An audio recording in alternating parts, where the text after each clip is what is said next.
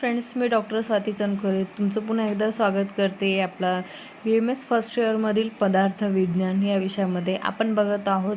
तर पदार्थ विज्ञानमधील आज पंचमहाभूतामधील एक महाभूत, तोच म्हणजे पृथ्वी महाभूत. तर त्याचं लक्षण आहे तत्र गती गंधवती पृथ्वी. ज्या द्रव्यामध्ये गंध हा विशिष्ट गुण आहे त्यास पृथ्वी असे म्हणतात. तसेच त्याचे वैशिष्ट्य. पृथ्वी महाभूतांचे प्रकार दोन प्रकारे सांगितले आहेत त्यांनी, नित्य आणि अनित्य. नित्य म्हणजेच परमाणुरूप आणि कारणरूप.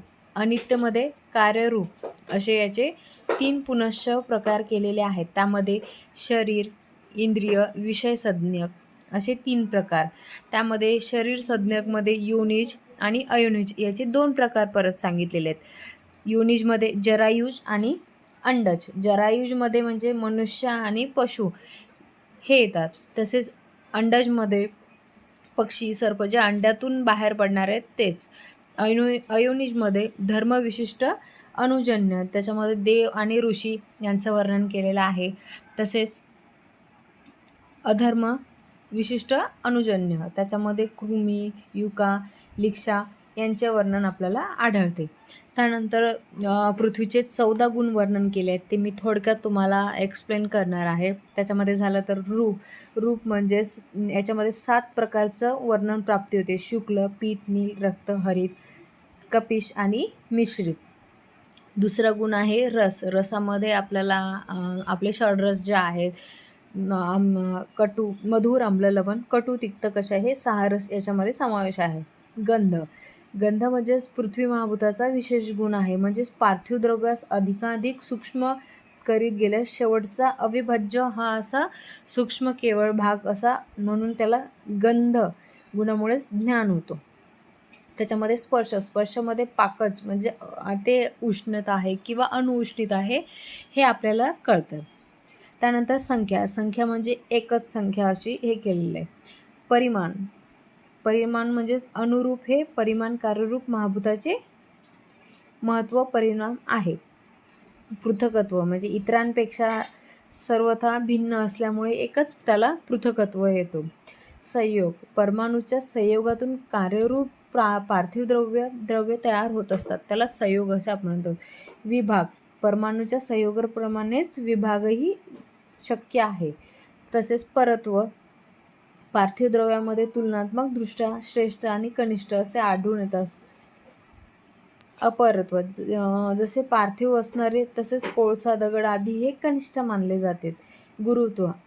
गुरुत्वामध्ये अध्यापतनाच्या कारणास गुरुत्व असे आपण म्हणलं जातो. म्हणजे कोणताही पदार्थ हवेत फेकल्यानंतर तो भूमीवर पडतो, त्यास अध्यापन म्हणजेच गुरुत्वाकर्षण आपण हे केलं जातं आपल्याला.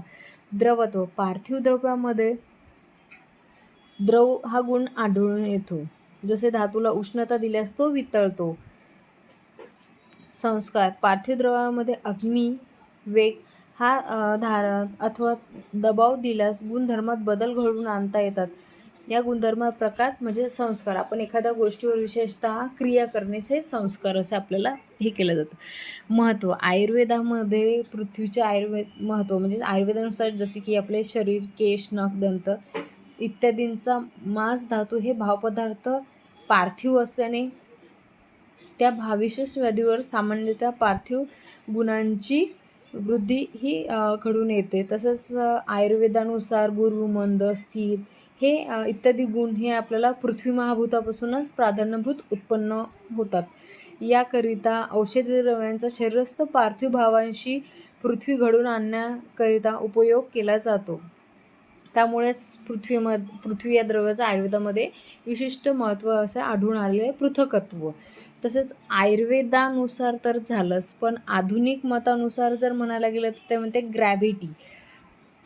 पदार्थामध्ये गुरुत्वाकर्षण किंवा चुंबकीय शक्तीचा प्रादुर्भाव या कणांच्या संयोगानेच होतो. विशेष म्हणजे स्वतंत्ररित्या या कणांना किंवा त्याच्यात आलेला संपर्क असलेला अणूची निर्मिती होऊन त्यात गुरुत्वाकर्षण निर्माण होतो. इतर म्हणजे लेप्टॉन्सची संपर्क न झाल्यास काही मिलीसेकंदामध्ये तो आपोआपही नष्ट होतो.